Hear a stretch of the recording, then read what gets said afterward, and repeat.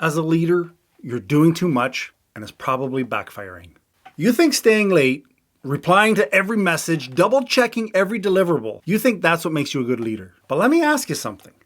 If you disappeared for a week, would your team still function or would everything collapse? That question alone used to haunt me. Back when I was managing my first team, I couldn't take a long lunch without 3 fires popping up. And I thought that meant I'm indispensable. What it actually meant was I had become the bottleneck. I was the problem. I was micromanaging in the name of keeping standards. I was rewriting reports at 11 p.m. I was rescheduling meetings that I probably shouldn't have even been in to begin with, stepping in every time someone hesitated. I didn't realize I was training my team to depend on me, and that I was slowly drowning under the weight of my own helpfulness. Here's the tough truth. The more control you hold on to, the more chaos you create. That underwater, I can't breathe feeling. It's not from laziness, it's from leading in a way that doesn't scale. So let's fix that. Because the moment I made this shift from fixer to leader, from overwhelmed doer to strategic delegator, my stress dropped. My team leveled up. And I actually started enjoying my job. So let's get into it. It's faster, it's cleaner, it's done right. Does it sound familiar? But every time you say, I'll just do it myself, you reinforce an unspoken message. You don't trust your team. You don't trust your team to handle this. And your team hears you loud and clear. So they stop trying to figure things out. They start waiting for your approval on everything. They avoid risks. They disengage. And you stay stuck in an exhausting loop of overfunctioning, wondering why no one steps up. I used to think that I was helping. I was shielding my team from the mistakes. But really, I was robbing them of growth, and I was robbing myself of capacity. Here's the shift you need. If someone on your team can do the task 70% as well as you, it's time to hand it over. Yes, that last 30% might be cleaner, snappier, more you, but that's your ego talking. You don't need perfection, you need progress. And progress only happens when people get reps. Let them own it. Let them stumble. Let them learn. Leadership isn't about doing it better. It's about helping others become better. You want to build future leaders? You start by giving them something real to lead. But what if they're not ready? I mean, that's a great question. And here's the reframe I suggest. Readiness is not a prerequisite for delegation. It's a product of it. I use a simple rhythm. Build, support, stretch. Start by giving them something small and safe. Build their confidence. Then support them. Don't hover, but don't vanish either. And when they're ready, stretch the work. Add complexity. Let them lead more. This is the difference between dumping and developing. Delegation isn't just throwing work over the fence. It's transferring ownership with coaching baked in.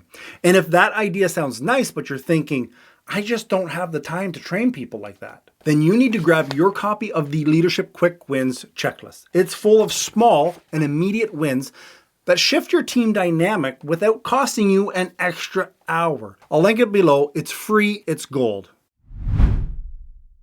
You're rewriting emails your team already sent. You're reassigning tasks because coaching someone it feels too slow. You're sitting in meetings just in case something goes sideways. You're personally tracking timelines that should belong to your team leads. None of these things make you a bad manager, but they do make you a tired one. And that's why I started using the 10-minute meeting format. This forces clarity, ownership, and alignment without eating your whole afternoon. Here's how it works. You open the meeting with one line. By the end of this meeting, we will have decided whatever you're going to decide. The next 5 minutes, what's done and what's still open. The next 3 minutes, what's stuck. 2 minutes, who owns what by when. There's no spiraling, no status recaps, just forward movement. And when someone misses their action item, you as a leader don't need to swoop in and rescue. Just ask, what's your plan to get this back on track? Because again, you're not solving, you're coaching. Here's a mindset shift straight from the manager's playbook. Trust plus check-ins equals growth without chaos. You don't disappear. You don't hover either. Weekly one-on-ones aren't about micromanaging progress. They're about developing people. You ask, what decision did you make this week that you're proud of? What's something that you figured out on your own? Where are you stuck and what have you already tried? You're helping them think, not just do. That's how we move from being overloaded to elevated. Here's the version of the future that's waiting you if nothing changes, if you don't do anything. You're still the last one to leave.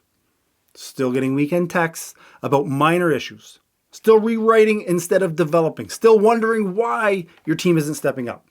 And the company? They're not grading you. They're not paying you on how hard you work. They're watching your team results. You could be clocking 12-hour days. And if things are slipping, they'll still ask, why isn't your team performing? That's the hidden cost of leadership overload. You get tired and you still get blamed. Now let's flip it. When you delegate with structure, when you coach instead of control, when you stop being the safety net and start being the springboard, your team starts solving problems before they hit your inbox. You leave meetings with energy, not dread. You get your weekends, you get your mind back. That's what's waiting for you inside this manager's playbook. No fluff, no theory, just scripts, systems, and mindset shifts that pull you out of that firefighting mode and into focused leadership. You'll also find that, the leadership quick wins checklist is there. Tiny, high leverage moves that make a big impact fast.